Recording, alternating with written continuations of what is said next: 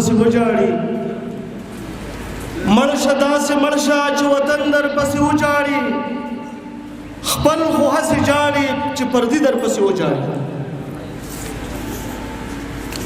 په سټیج چې څومره معززین راغلي او په پنډال کې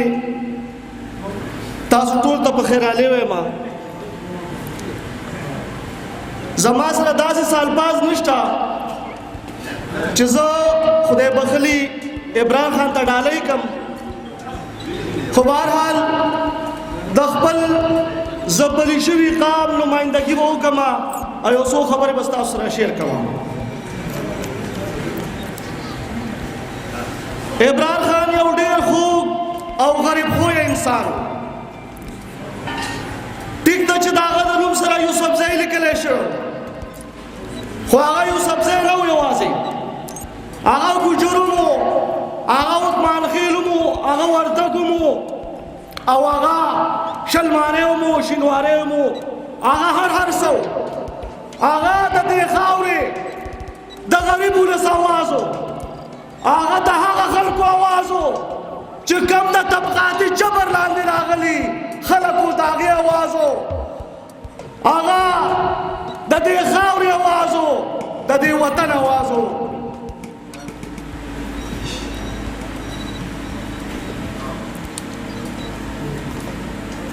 کله چې په یو قام باندې سخت راغله که هغه دلته و که هغه لرې و که هغه په هر ځای و خو عمران خان ورته ځان رسول دی هغه دا نه ده محسوس کړی چې زه د یو قوم پورې محدود یم هغه د دې خاورې یو غټ پښتون و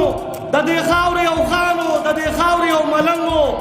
او د دې خاورې بچی و زما سره به اکثر لګیا و کله چې دی زما سره د ډېر وخت نه تعلق و او ډېر خوږ باس و را سره کله چې دی یو پارټي جوړه کړه نیک نیشنل عوامي پارټي نو اکثر به د دې صوبې په دې نوم باندې زما سره باس و نو ما ته به وي ملک صاحب ستا چودھری رحمت علي د پاکستان دا نوم چې ایښود دی دا چودھری رحمت علي خان دا زمونږ ګجرو او ګورسي خیر نو ما ته وي ملک صاحب تا چې ماله کوم نوم راکړی لکه د پاکستان د دغه ذکر چې پاک و د پی د پنجاب نه شو کاپ د کشمیر نه شو نو ما ته وي چې چودھری رحمت علي خان چې کوم د پاکستان دغه پیش کړی نو هغه پکې زمونږ دې صوبې د افغانیان نوم ورکړی و نو یې ماله دې دغه راکړي که نه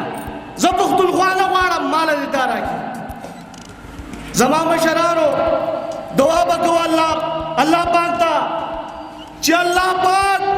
د هغه په دې خاندان کې په دې خاوره کې داسې نظریې والا او داسې سوچ والا خلک پیدا کړي چې هغه قومونه یو ځای کړي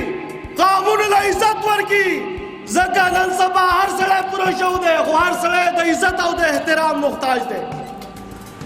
موږ وایو د هغه د سوچ خلک دی الله پیدا کړي د هغه په دې کډه کې د هغه په دې کلي کې چې هغه قومونو له عزت ورکړي ځکه چې موږ د یو نکال واده وو اتم یو اتم شل نه وو